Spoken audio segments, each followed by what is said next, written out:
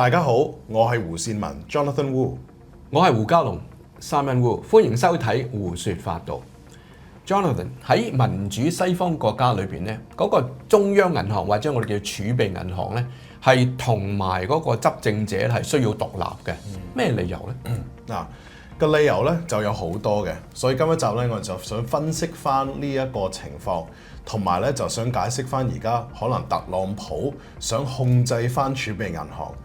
如果特朗普係真正係會控制翻個儲備銀行咧，有好多負面嘅問題咧就會浮到面嘅。咁我一陣間就會解釋翻啦。但最主要咧，大家就要了解儲備銀行嗰個運作咧係點嚟，同埋佢最主要係想控制啲咩？第一個目標咧，佢哋要控制通脹 ，OK 或者 inflation。通脹咧，大家都知道過咗 Covid 嗰段時間咧，通脹咧不斷地飆升。我哋見到譬如英國啊，去到10幾厘啊，美國都去到差唔多10%啊，澳洲都見到成700%咁高嘅。咁所以喺呢啲情況之下咧，你會見到儲備銀行咧就會喐手。佢哋點喐手咧？就係加息。OK， 呢個就係第一個目標。第二個目標咧，就係佢哋要控制嗰個失業率。咁佢哋係咪直接可以影響到失業率咧？唔可以嘅。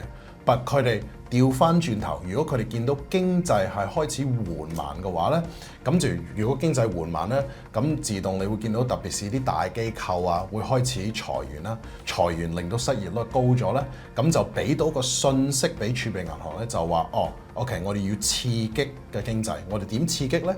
就係減息啦。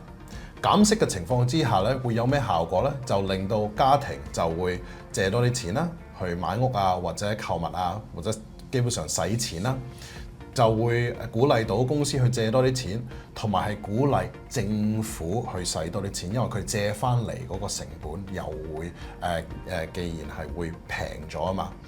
咁所以點解嗰個儲備銀行同埋嗰個政府咧係要獨立咧？係因為如果你係嗰一任嘅總統或者 Prime Minister 嘅話咧，你咩情況之下會令到你有最高嘅機會去下一次選舉再選翻你咧？經濟好啊嘛，經濟好嘅情況之下係需要利息高定低咧？咪低咯。咁所以我今日就考慮呢個問題啦。咁樣儲備銀行啊，除咗控制通脹啊，同埋嗰個失業率咧，佢仲有冇其他嘅作用咧？絕對有嘅。咁最重要一樣嘢咧，就係關乎信心呢回事啦。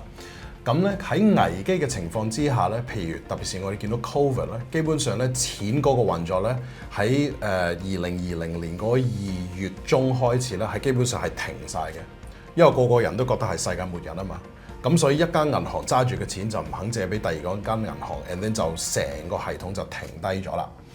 咁儲備銀行咧喺呢啲情況之下咧，就會開始幫嗰個政府咧印錢，嗰啲印錢之後咧就傳俾銀行，令到銀行有信心。點解銀行有信心呢樣嘢重要咧？就係俾到普通市民對個財務系統有信心，咁就令到投資者，特別是係海外嘅投資者咧，就有信心去繼續買你呢一種類嘅貨幣，因為大家都知道美金係全世界最大嘅儲備嘅貨幣嚟㗎嘛。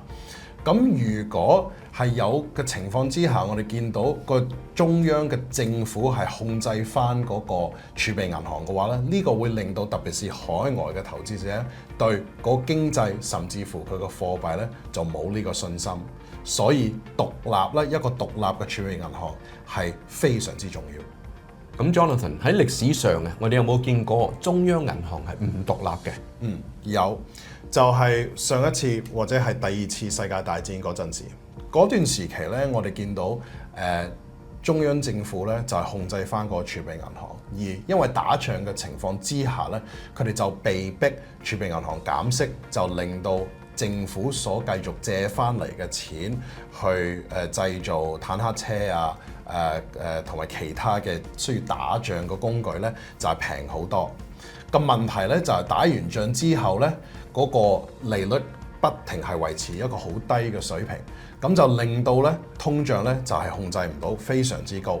咁喺1951年咧，聯邦政府同埋美國嗰個儲備銀行咧就簽咗個合約，叫做1951年嘅 Accord，就係基本上係證明同埋係決定咗同意政府同埋儲備銀行咧係要獨立嘅。喺1970年咧 Nixon 嗰陣時嘅美國總統咧就俾壓力俾儲備銀行咧就不斷地減息，雖然係令到佢去連任做總統，不過咧就令到通脹咧係過去未來嗰10年咧係控制唔到嘅。特朗普基本上咧就係想用同一個方法去令到佢繼續有機會去做下一任嘅總統，呢個就係最大嘅風險啦。咁今日集嘅時間就差唔多，我哋下一次再繼續胡說八道。